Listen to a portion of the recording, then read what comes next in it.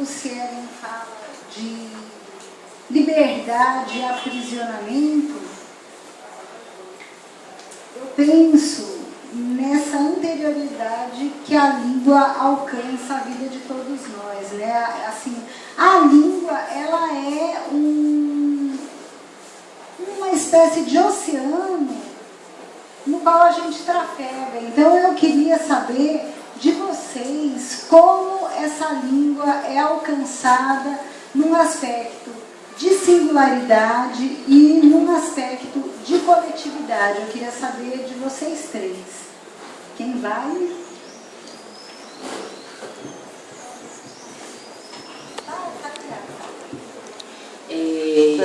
Bem, do ponto de vista do trabalho com literatura, o meu interesse já há alguns anos tem sido a produção de literatura prisional. Né? Pessoas que estão encarceradas, em situações de encarceramento, passam a escrever por uma ou outra circunstância. Né? Isso tem me interessado por razões várias, né, que talvez não seja o momento aqui dizer, talvez em outro momento de provocação a gente possa entrar com isso. Né? E uma das razões, e aí tem uma razão mais intelectual, é que eu venho pensando realmente esse binômio liberdade e aprisionamento, da perspectiva de que a liberdade, né, ou as liberdades, como foi pluralizado aqui, né, ela, e aí eu vou para o singular agora, ela tem a ver com a ideia metafísica. Ela é uma ideia, né? Ela é uma ideia que move uma série de possibilidades reais no mundo. E ela é uma ideia, ao mesmo tempo que instigadora, propulsora de uma série de coisas bacanas, legais, ela também é muito perigosa. Né? Se a gente pensar quantas arbitrariedades já foram perpetradas em função da palavra e do conceito atrelado de liberdade, né? Se a gente pensar na realidade imperial do século XVIII, né? Nações como França, Inglaterra, os Estados Unidos posteriormente, né? Que se apoiaram na noção de liberdade, né? Para matar tantos índios, né? E construir o poderio das suas nações, não é? Para escravizar tanto africano, não é? E explorar tanto o recurso humano e a beleza humana e transformar em tanta coisa feia, não é? Então a gente tem a palavra liberdade, a princípio, ela traz um nível inicial, não é? De uma ideia metafísica de algo bom, positivo, etc. Entretanto, se a gente pensa historicamente, né, se a gente pensa materialmente, a gente sabe que ela é uma ideia que pode mover uma série de coisas, não é? Mas, ao mesmo tempo, quando se pensa a palavra liberdade, que é a proposta do encontro, em articulação com o pensamento da produção de si, dentro desse binômio, então a gente pensa uma possibilidade de materialização da ideia liberdade, e quando Mônica fala que a proposta seria também pensar num cuidado de si, num cuidado da cidade, desse si com alguém que pertence a um espaço de cidade, ou seja, como cidadão, não é? Então, aí a coisa já toma uma dimensão que é política, não é? Que é histórica, que é social. E aí, quando Ana, tudo isso que eu estou falando aqui, porque também são coisas que eu pré-pensei, não é? Para trazer para aqui, ela nos pede para falar dessa singularização do que é coletivo, do que é singular. Eu estou pensando realmente no mecanismo do aprisionamento. Porque a gente pensa nessa violência da nossa cidade contra, não é? Principalmente corpos negros, corpos periféricos, né? Corpos infantis, não é? Corpos idosos, não é? E se a gente pensar numa violência que é talvez um pouco mais invisível, porque as nossas prisões, as cadeias, todas as carcerais, elas estão normalmente em lugares que não podem ser vistos, né? Estão em lugares muito mais afastados dos centros, dos circuitos turísticos, que agora vão estar cada vez mais na moda, né? Por causa do momento, do carnaval, etc. E todas as arbitrariedades que são perpetradas contra esses corpos, né? A gente não tem nem noção. Então a gente entende que nesse caminho de força, uma força arbitrária, uma força do Estado, mas existe uma arbitrariedade também de quem partilha desse espaço e não quer ver, e não deseja ver, né, esse espaço. Como é que a língua, aí é que eu vou tentar pensar o que a Ana Amélia está nos provocando a pensar, como é que a língua, né, entra como um mecanismo de repetição dessa violência contra quem está encarcerado, porque ele já foi, desde antes do encarceramento, nomeado, ele e ela, né, eles já foram nomeados como, e aí vem aqueles tipos todos do Código Penal, ladrão, assaltante, assassino, etc. Então já tem toda essa nomeação que é linguística. Todo o processo de julgamento de um indivíduo como esse já passa por um discurso, que é um discurso de poder, é um discurso de Estado, é um discurso jurídico, né, materializado nos discursos de juízes, advogados, etc, etc. Antes ainda do mecanismo mesmo prisional, né? E dentro de carceragens como essas, muito pouco espaço de uma possibilidade de liberdade, né, pode acontecer. E o espaço da leitura e da escrita, que muitas vezes é restrito. Por exemplo, eu estava falando de forma muito pragmática, aqui, pertinho da gente, não é tão longe, a penitenciária Lemos de Brito, a carceragem feminina, por exemplo, eu tentei entrar na biblioteca, estava fechada com cadeado. E aí várias vezes eu tentava entrar, eu fazia um trabalho lá com o corpo, com o Tai Chi Chuan, e aí eu tentava entrar e a pessoa responsável pelas atividades laborativas da carceragem me dizia que está em mais condições, etc. Quando eu finalmente consegui tirar da pessoa, né, por que aquilo estava com cadeado, é porque não existia. Não existe biblioteca. Então não existe possibilidade de leitura e isso se confronta com uma realidade legal que hoje, no Brasil, para as carceragens, que é o seguinte: cada preso que leia e resenhe um livro, tá? Essa resenha vale por 3 dias de remissão de pena. Assim como os trabalhos dentro da carceragem. Então, o que acontece? E você não dá a condição material da leitura do livro.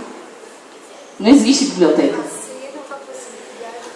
Exato. Então, há uma realidade metafísica que está na lei, como o legislador é bonzinho, né? E não existe a possibilidade material, não é, da leitura. Né? E aí é um trabalho no qual a gente pensa, inclusive, a gente já está projetando uma intervenção. Né? E o que eu queria dizer com isso é o seguinte: e aí eu como venho estudando produções de pessoas, sujeitos que estão ou estiveram encarcerados, né? Então eu venho analisando esses mecanismos que são muito sutis, né? Muito singularizantes mesmo, de trabalho com a língua. E é um contratrabalho em relação ao próprio trabalho que já vem desde o julgamento, né, desde do uso dessa língua de forma arbitrária dentro da carceragem.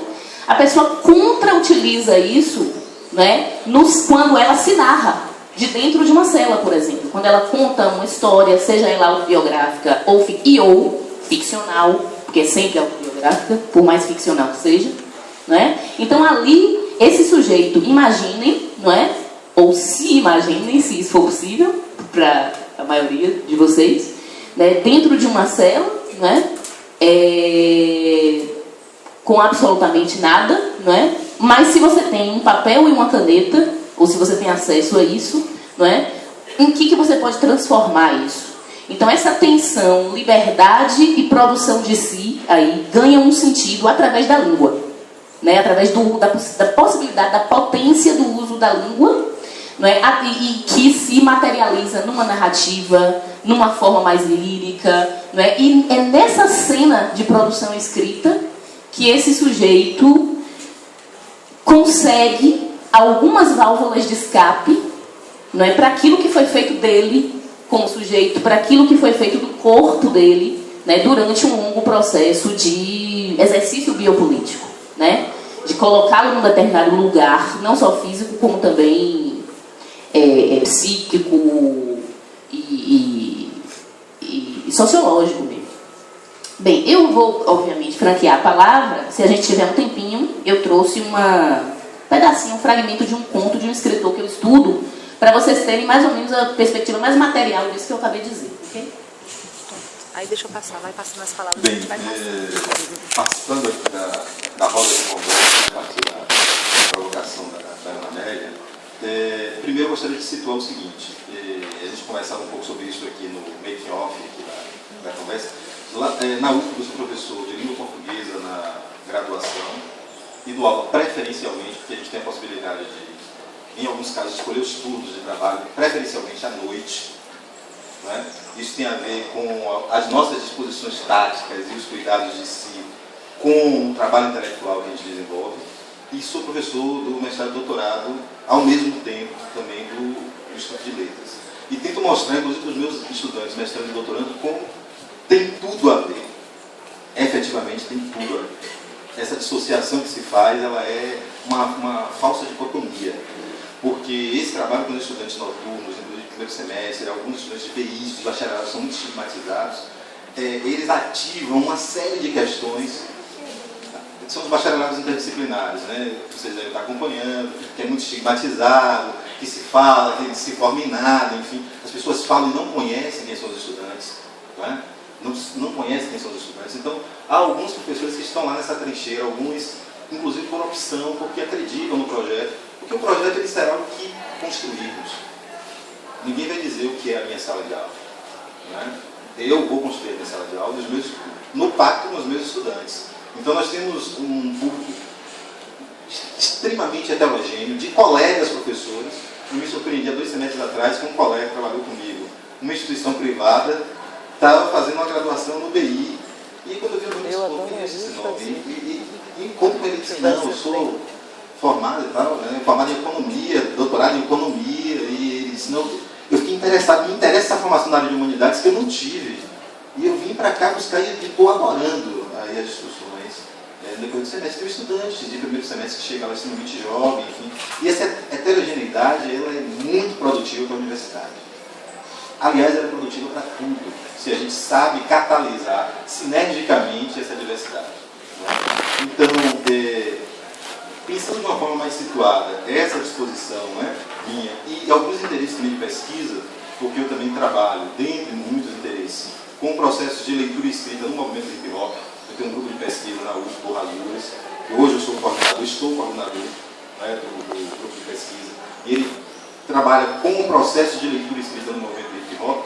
É interessante a gente pensar a leitura e a escrita com esse cuidado de si, com esse lugar, essa trincheira estratégica do cuidado de si.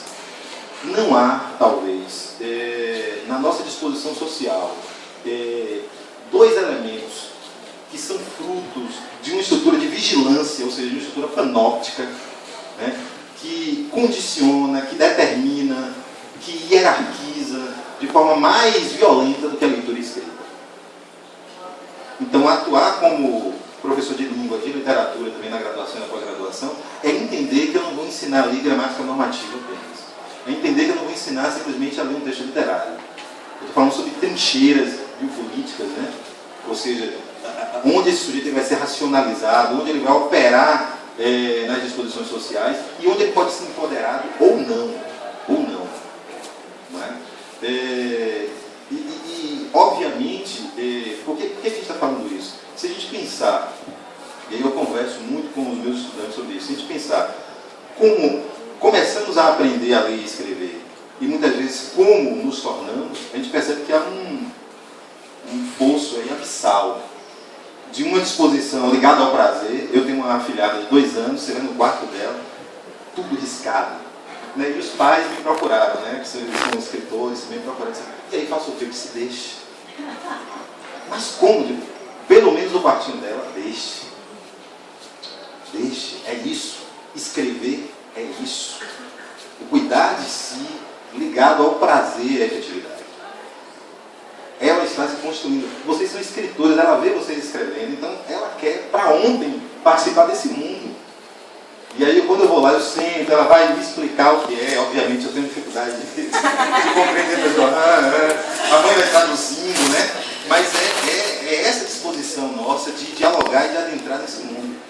O que é que a escola começa a fazer? A escola tradicional, muitas vezes. Vai dizer a essa criança, olha, a sua letra ela é feia. Só funciona só existe um modelo de letra bonita. Então essa criança que escreve, que adora escrever, de grafar, ela vai entender que só é possível, e é possível outras coisas, sim. Né? Os estudos contemporâneos mostram isso. É possível a letra possível, mas é possível outras coisas. O hip hop mostra. É possível outras grafias. é possível outras grafias. Né? Nós estamos falando de sujeitos, muitas vezes, pouco escolarizados ou não escolarizados, que hoje estão escrevendo livros. MV Bill, né? Como você pega o Mano Brown, eles não têm segundo grau. Então, onde é que esses sujeitos foram educados? Porque eles foram educados. Quando a gente vai ver as letras, pega o Diário de um Detente, por exemplo, do Mano Brown, é uma letra absurda. Quando eu vou discutir Vigiar e Punir de Foucault no doutorado, com os meus estudantes, eu boto um videoclipe, Diário de um Detente, e os estudantes ficam, nossa, mas o que é isso? Isso aqui Foucault está discutindo em Vigiar e Punir. E a gente pega e vai mostrar como ele está fazendo essa discussão, esse sujeito que não tem o segundo grau, minuciosamente, teoricamente, a partir do lugar dele, explicando o que é o panóptico. Daquele sujeito que internaliza esse olhar do vigilante, passa a operar e a circular a partir disso. A saber, a teoria, a complexidade, a singularidade do outro lado. O nosso movimento como intelectuais, como universitários, muitos de vocês estão iniciando a carreira universitária, é de atuar intempestivamente, nietzscheanamente intempestivamente, com, contra e em favor, ao mesmo tempo. Na defesa do meu doutorado, sempre costumo dizer isso. Eu abri dizendo o seguinte: eu estou aqui nessa casa com, contra e em favor dela. Com, contra e em favor.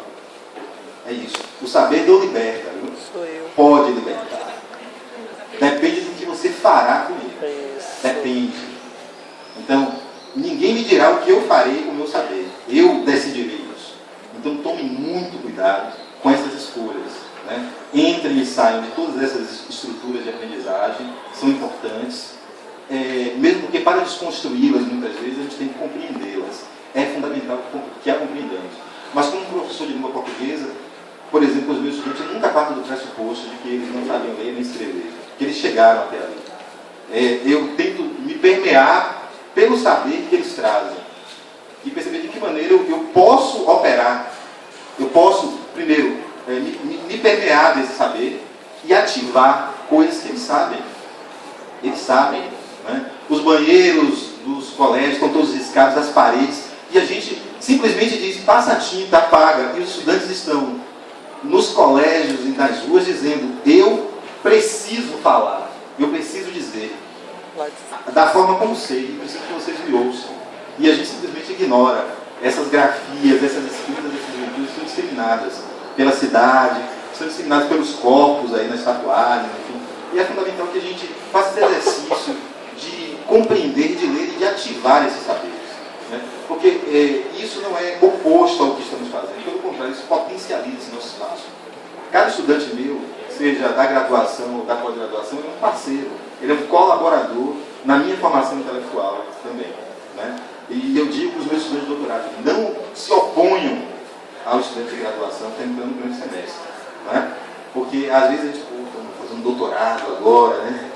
Não. Eu inclusive digo a eles, olha, muitos de vocês estão aqui hoje por causa de um movimento que tem a ver com a própria graduação, de expansão do ensino superior. Né? Na época que fizemos doutorado, eram 10 vagas em letras na Bahia. Na Bahia. Se você quisesse fazer um doutorado. E você vai concorrer com professores, ex-professores, não há distinção. Gente de fora que vem. Então é um movimento da graduação para expandir esse ensino superior, de fora da universidade, e quando se expande o ensino superior, se expande na graduação, se expande na pós-graduação também. E a gente não pode entrar achando que a gente não faz parte dessa conjuntura. Então a gente tem que entender todo esse movimento. Isso tem a ver com também as políticas afirmativas, sistema de cota, ensino superior, noturno, por exemplo, na Universidade Federal. Na época de nossa graduação só existia um curso noturno. E o que isso significa para a maior parte da população baiana? Afora. Né? E para a gente que se formou numa graduação com horários díspares. Né? Então, a gente tem que compreender tudo isso numa conjuntura. E essa leitura e escrita, eu considero a trincheira biopolítica mais central mesmo, né? Desse cuidado de si. A gente pode operar esse cuidado de si. Tem uma pessoa que acredita que não sabe ler e escrever, ela está interditada socialmente. Completamente interditada. Sem algemas, mas sem grades, mas ela já carrega em si as algemas e as grades. Então a primeira coisa que eu faço com o meu estudante de leitura, de oficina, do aula de oficina de leitura e produção de texto, né? E adoro, que é uma trincheira maravilhosa, você trabalhar com muita coisa. Né? Dentre outros componentes curriculares na graduação, né? Também. E a primeira coisa é dizer a ele, olha, fique tranquilo, você sabe ler, você sabe escrever. Agora vamos criar estratégias para adentrar nos diversos espaços. Não é? Quando for estratégico para você, né, falar a língua da universidade, falar a língua do empregador, o que você tem que fazer? Então vamos trabalhar isso. Né? Mais importante que saber que o substantivo nomeia a palavra e os seres em geral, é entender que o substantivo diz respeito a algo que é substancial no texto. Então, se você compreende isso, você vai decorar o que é um substantivo, você vai saber operar estrategicamente com o que é um substantivo. Aí você pega o Ricardo Ramos, que faz o circuito fechado, o texto, só com substantivos. Ele não usa adjetivo, não usa advérbio, enfim. Então, se a gente compreende, a gente vai operar esses saberes de uma outra forma, menos estrutural, né? Menos fechado. Aí você pega esse saber e move para uma série de outras coisas, coloca ele em rede. Então, acho que isso é estratégia. Enquanto o Henrique falava, eu lembrei de uma citação de José Saramago, num DVD. Eu não sei bem ao certo o título do DVD, mas é algo mais ou menos assim: Línguas, Vidas em Português. É isso, não é? E numa das falas de José Saramago, ele diz assim, mais ou menos, eu não lembro bem exatamente as palavras que ele usa, mas o ser humano tem a necessidade de ser livre, né? De se libertar. Mas como é que se pode não pertencer à língua com que se fala e à língua com que se escreve? Né? Então, eles começam uma discussão durante o DVD que é extremamente interessante, no sentido assim, de demonstrar essa língua portuguesa nos diferentes núcleos em que ela opera, em Moçambique, na Índia, no Brasil, em todas as comunidades. Então eles vão demonstrando as formas como esses sujeitos vivem e como é que eles se expressam por meio da língua. Então é uma discussão extremamente interessante, porque aí a gente entra num ponto que a gente precisa pensar. Teoricamente, essas pessoas desses vários países falam uma mesma língua, a língua portuguesa. Isso as coloca em um ponto de comunicação. Comunicar-se com o outro, saber mais sobre o outro. Ao mesmo tempo, elas demonstram um pertencimento a um determinado lugar. Né? Não importa que lugar seja esse, elas falam de um lugar. E elas se identificam a partir desse lugar. Ou seja, elas criam saberes de si a partir desse lugar onde elas estão. Seja na prisão, seja no ônibus, né? Seja na sala de aula. E aqui eu vou puxar um pouquinho a sardinha da minha brasa, um pouquinho entrando no que o Henrique estava falando também, dessa coisa da sala de aula. Porque quando eu estou numa sala de aula, eu tenho, sei lá, 50, 60, 30, 15 alunos que seja ali dentro. Cada um tem uma certa cultura, cada um tem uma identidade. E essa identidade, ela está sendo carregada para dentro da sala de aula. Né? Então, eu, enquanto professora, eu preciso pensar uma forma de trabalhar com essas múltiplas identidades, com essas múltiplas culturas que se encontram dentro da sala de aula. E a forma como eu vou trabalhar isso é por meio da língua, dos textos que eu penso para produzir com os alunos, das leituras que eu faço com eles, das falas que eles fazem. E é aí que a gente consegue produzir um conhecimento comum. Por quê? Porque a língua ela é tão bonita que ela é capaz de fazer com que a gente ressignifique a nossa realidade e a realidade do outro. Então, a gente pode fazer com que a língua recrie determinadas condições. Eu estou num processo de pesquisa agora, eu ainda estou em processo, mas o núcleo de pensamento é justamente perceber a forma como o sujeito interpreta um texto. No meu caso são textos escritos, mas a gente pode pensar nisso na interpretação de qualquer tipo de texto, textos orais, imagéticos, qualquer tipo de texto. E aí eu entro um pouquinho no que o Henrique estava falando, porque a escola ela acaba sendo tão quadradinha que quando a gente vai interpretar um texto, o professor propõe interpretação de texto, ele vai trabalhar com aquelas perguntas quadradinhas. O que o autor quer dizer com isso? Por que ele menciona tal situação? E aí o aluno vai lá no texto e retira exatamente o que está no texto. Então, e aí? Aonde entra essa identidade do sujeito, essa cultura do sujeito, esses conhecimentos? Porque quando você entra em contato com o texto, não é simplesmente o que o texto fala. Você tem conhecimentos anteriores a isso. Esses conhecimentos dependem da comunidade de onde você vem, da cultura de onde você vem. Então, quando eu vou pensar nessa interpretação, se o aluno escolhe um substantivo, suponhamos, dentro do texto, para interagir com ele, ele não escolhe o substantivo simplesmente porque esse substantivo é substantivo na gramática normativa. É porque ali ele está inserindo uma série de conhecimentos atrelados a esse substantivo e ele dialoga com o autor por meio disso. E é aí que o professor tem que entrar no sentido de trazer o aluno esse monte de conhecimento para que ele entre em contato também com o outro dentro da sala de aula. Que esse outro tem um outro conhecimento. Independente do tipo de comunidade que ele vem, independente do tipo de variedade que ele usa para se expressar, independente do tipo, da forma com que ele se expressa. Mas ele se expressa. Ali nós temos uma expressão. Ali nós temos um sujeito que fala com outro sujeito, que fala com um texto, e que nessas falas nós produzimos representação, nós produzimos conhecimento, nós produzimos novos saberes, nós ressignificamos a realidade que a gente vive. A gente pensa, a gente reflete, a gente vê quais são esses poderes que estão dentro da sociedade, que fazem com que a gente interprete o texto de uma determinada maneira, que façam com que a gente... Não, mas o que você está falando está errado. Mas espera aí, como assim está errado? O que é que te leva a dizer assim, isso aqui está certo, isso aqui está errado? Qual é a visão do certo e de errado dentro dessa perspectiva de produção de ressignificados a partir de uma leitura, ou a partir de um diálogo, ou a partir de uma discussão que a gente realiza em sala de aula. Então, a língua nos permite essa visualização e essa representação de como é que a minha realidade funciona para mim. Luciele funciona para Ana, como Ana, funciona para cada um de nós. E como que ela opera nessa produção de interpretação de texto, né? E não estou falando só de interpretação, não, mas produção de conhecimento no sentido geral. Né? Enquanto eu ouvi vocês falarem, me veio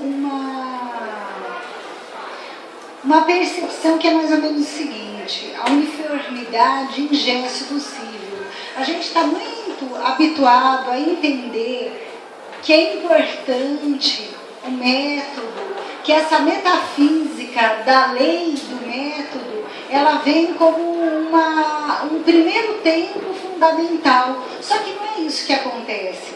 Quando a uniformidade ela ganha esse status majoritário, esse possível que Luciele, Denise, Henrique trazem, porque se eles falam de um possível da realidade deles, a gente pensa o nosso possível enquanto docente e a gente pode pensar nosso possível enquanto futuros profissionais da psicologia.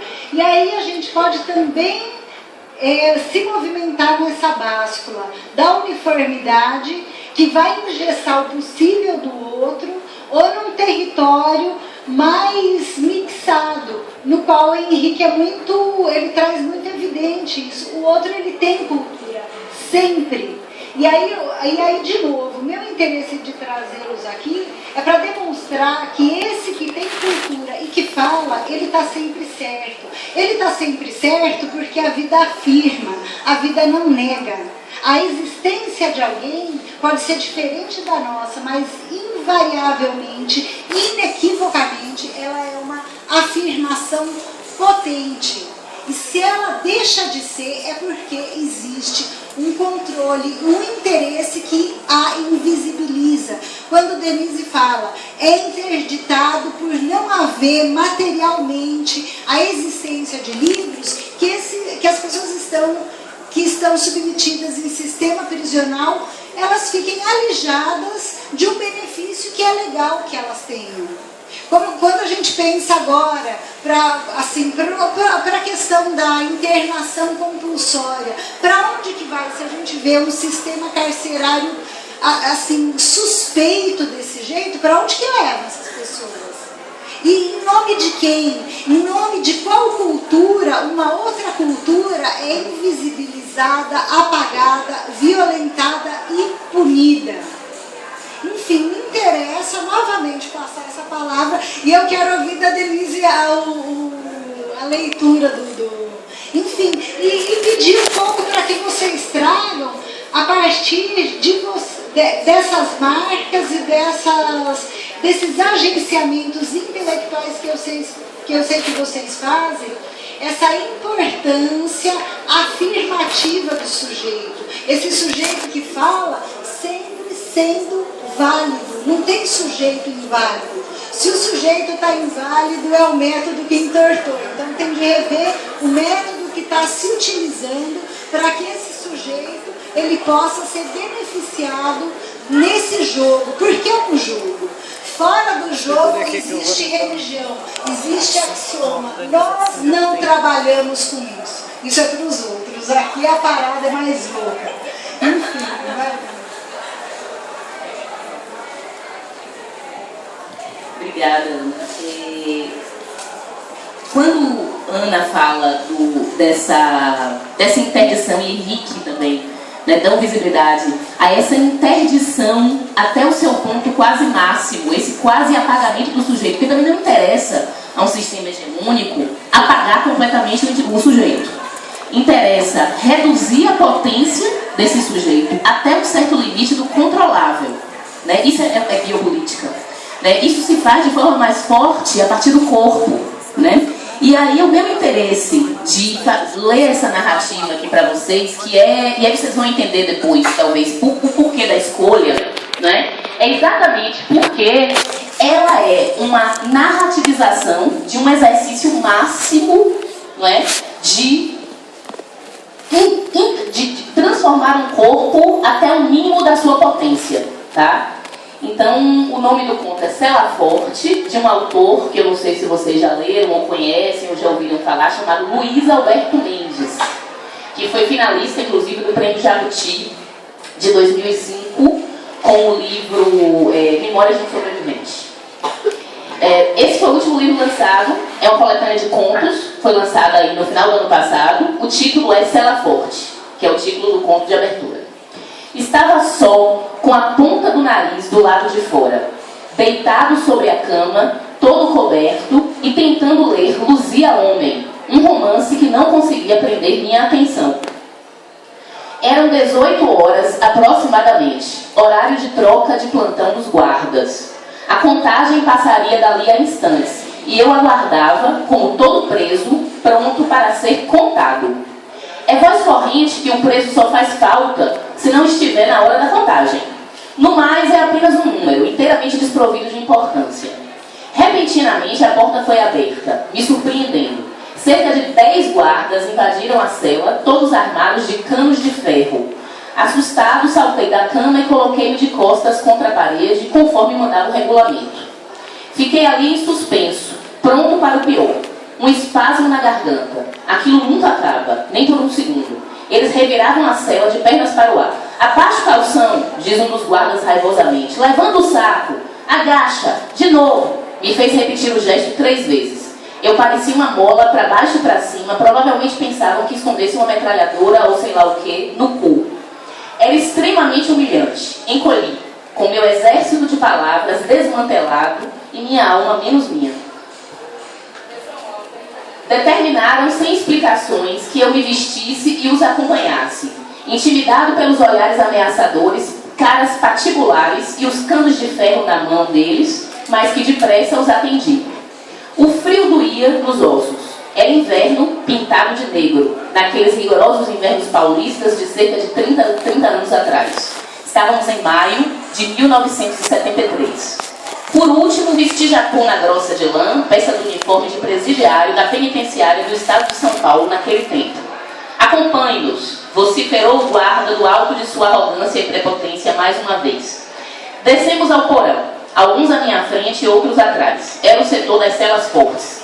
Se bem não conhecesse nenhuma cela fraca por ali. Dentro de uma das celas, mandaram que eu me despisse. Não estava entendendo nada.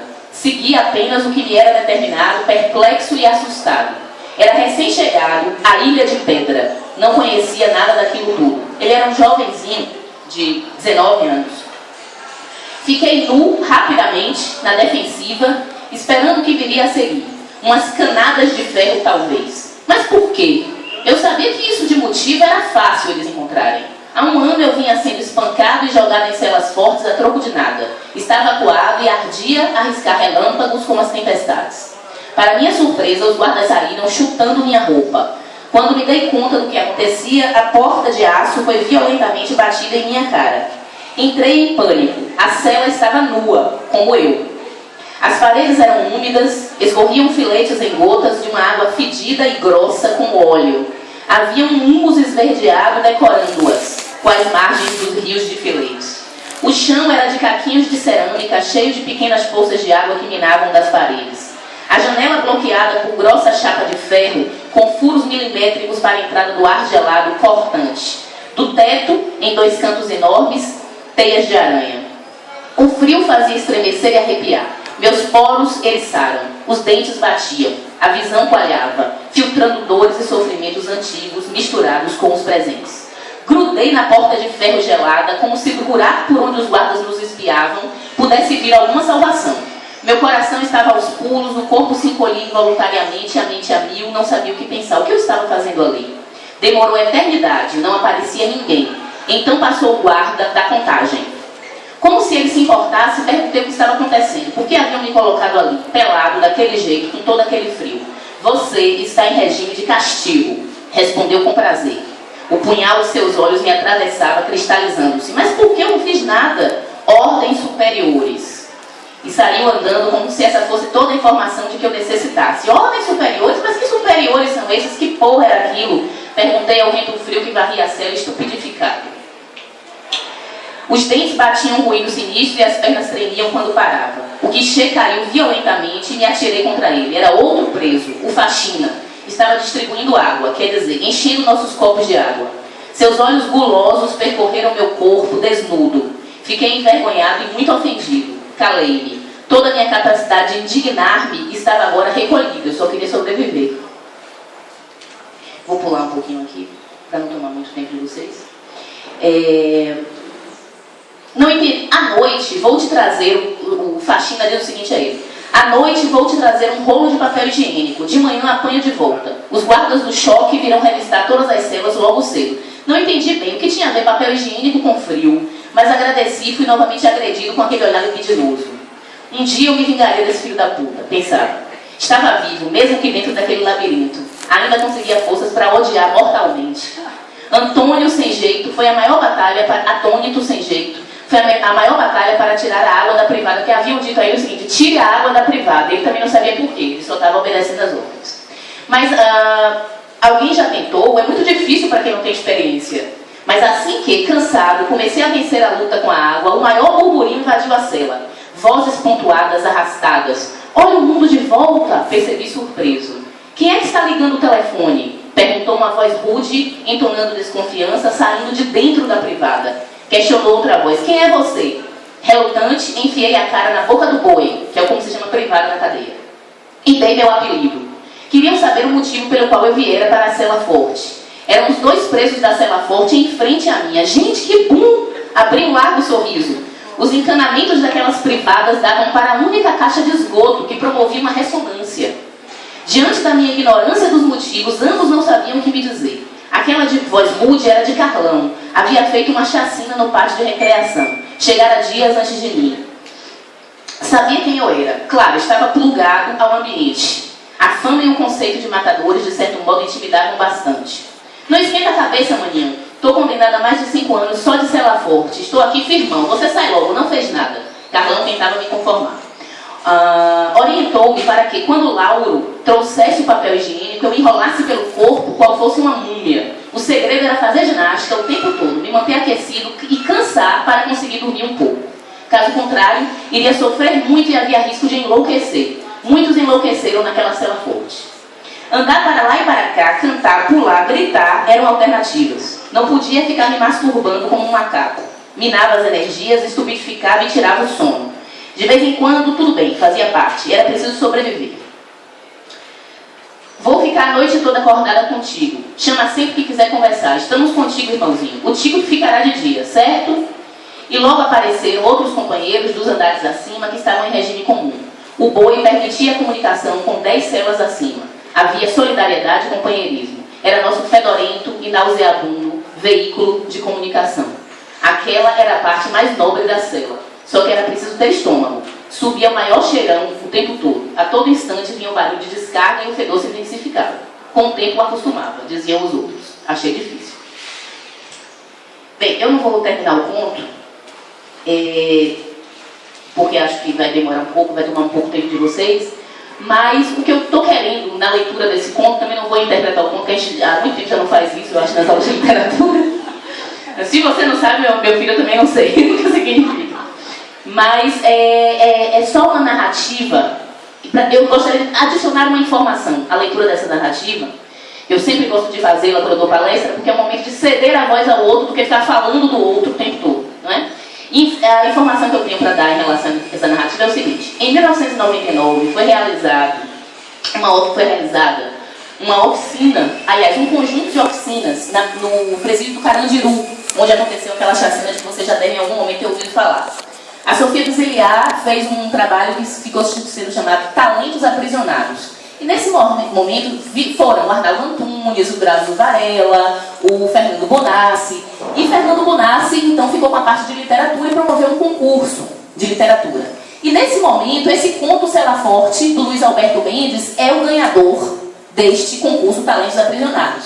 Impressionou muito, né, as pessoas que trabalhavam com literatura, o próprio Fernando, o próprio Arnaldo Antunes, etc. E aí eles providenciaram uma articulação para que aquilo tivesse algum tipo de publicação, né? Quando o Luiz Alberto Mendes leva um calhamaço de papel para o Fernando Bonassi e diz assim, ó, se vocês gostaram desse conto, olha aqui o que eu tenho, né? Ele levou anos a fio, porque ele já estava ali, naquele momento preso, havia 25 anos, mais ou menos, né? Depois ele vai ser liberado com 30 anos e alguns meses de prisão, ele já está fora agora do sistema, tem uns 6 anos, mais ou menos. E aí, quando o Fernando Bonassi bate o olho no calhamaço de manuscrito, diz, isso é um livro completo. Isso é um livro de memórias. E aí, daí surge o Memórias de um Sobrevivente, que o Fernando faz a conexão com o Schwartz, da Companhia das Letras. Né? Em 2001 é publicado.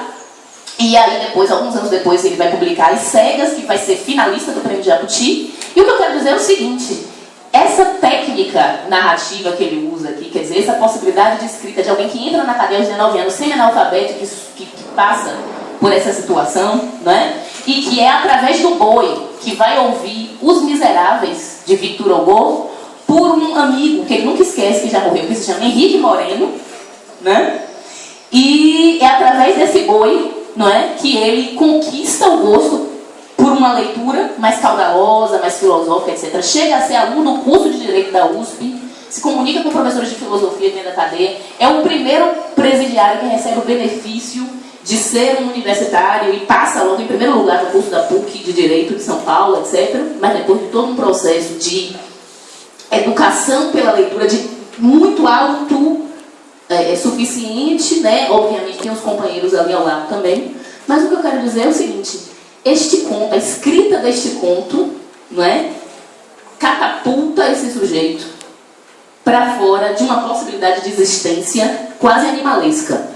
Porque o relato inicial, a narrativa inicial, e eu fico imaginando como alguém que pensa em literatura, o processo de narrativização dessa experiência, né? A narrativa inicial da retirada de uma cela, né, de uma cela individual para uma cela que era chamada forte naquela época, né, uma masmorra, né, é uma narrativa de extrema animalização de um indivíduo, a redução desse indivíduo a um corpo animal, nu, né? É um corpo sem alma. Quando ele diz, me tiraram da minha alma, era menos minha. É um sujeito que é só corpo, e um corpo absolutamente controlável, e desse corpo virá uma narrativa. E dessa narrativa virá a construção de uma outra possibilidade de sujeito. Né? Eu só queria falar sobre isso e aí. Estou ouvindo aqui série de coisas, né? Eu acho que a gente podia infinitamente desdobrar isso. E aí eu estava pensando nesse aprisionamento de outros corpos para pensamentos livres, né? E tentando cortar na carne e pensando algumas coisas interessantes sobre isso. Pensando na própria situação nossa aqui da própria Bahia, né? Eu estava falando sobre isso e pensando, né, o porquê, os movimentos dele, né, no momento em que é interpelado na cadeia, em como agir, enfim, e como, dentro desse processo de uma pretensa liberdade, os nossos estudantes, nós também, muitos de nós, a partir dos traços que trazemos, né, nós temos que aprender a ler, não é só texto escrito. E eu digo isso para os meus estudantes. Como um ex-morador do Nordeste de Amaralina, que veio lá 20 anos, cedo você tem que aprender a ler uma série de coisas, antes de chegar à escola. Se você não aprende a ler, eu não poderia estar hoje